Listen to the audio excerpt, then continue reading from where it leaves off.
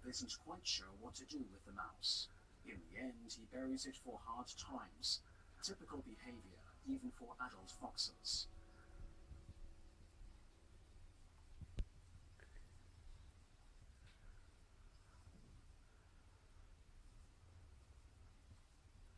Follow my leader. Harvest time is a feast for the white stork. The harvester makes it easier to catch mice, moles, and insects.